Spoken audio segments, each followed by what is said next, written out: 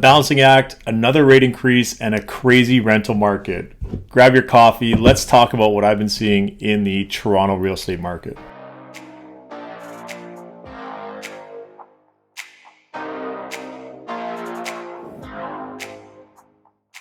Hi, Michael Ouzas, Michael Ouzas Real Estate, and I'm a realtor in the Greater Toronto Area. Let's take a dive on what is happening in today's residential real estate market.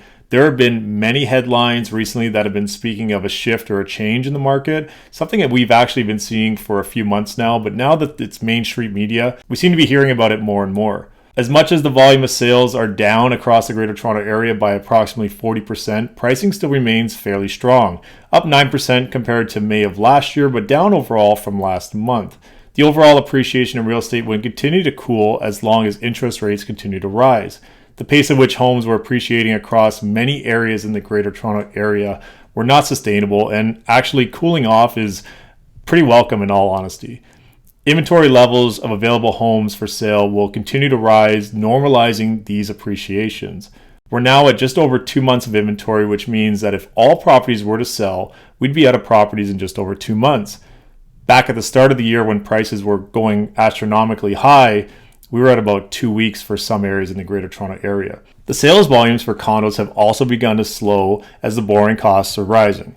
The volume of condo sales are down almost 32%. However, pricing still remains pretty strong, up 13% compared to this time last year. For first-time buyers and investors looking to get into the market, this actually may present a pretty good opportunity to shop around, see a few properties before making an offer. Of course, the borrowing costs are now higher, but if prices are down, the down payment might be lower. The demand for new construction condo units continues to be consistent. New condo demand has begun to level out, allowing buyers a greater opportunity to select a project and the unit of their choice.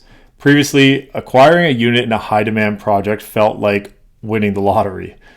New construction is another option when it comes to entering the market or for real estate investors continuing to get into the market. One particular project I'm excited about downtown is the Essery. It's at Bathurst and Niagara. It looks like a pretty awesome building, loft style. It's a heritage building. I'm really excited for that one. We did get another rate hike earlier at the month of June, and I did see some fixed prices recently pass 5%.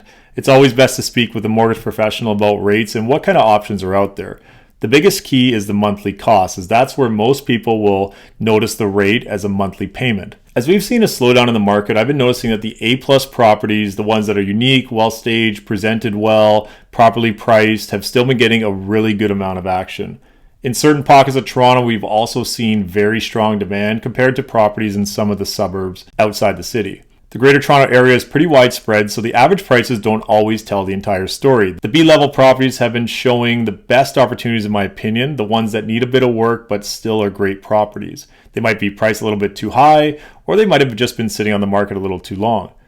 C-level properties seem to be sitting the longest as the cost of building material and renovations could be at play there. All in all, buyers are still out there, nice properties are becoming more and more available, and things are a lot more balanced, and there's a lot more opportunity to be patient and actually negotiate on behalf of clients. This is very, very welcome. In the rental market, I have never seen bidding wars of this magnitude before.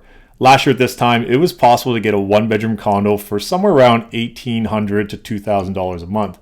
Now we're pushing $2,200 to $2,400 a month plus for those same units, and oftentimes with multiple offers.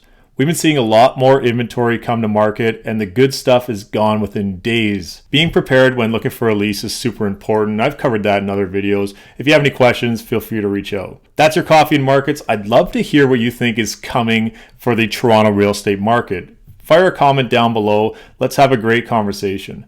If you want to connect with me, book into my calendar. Let's jump on a Zoom or a phone call. As always, hit that like and subscribe button and follow me on all social media at Michael Ouzas Real Estate.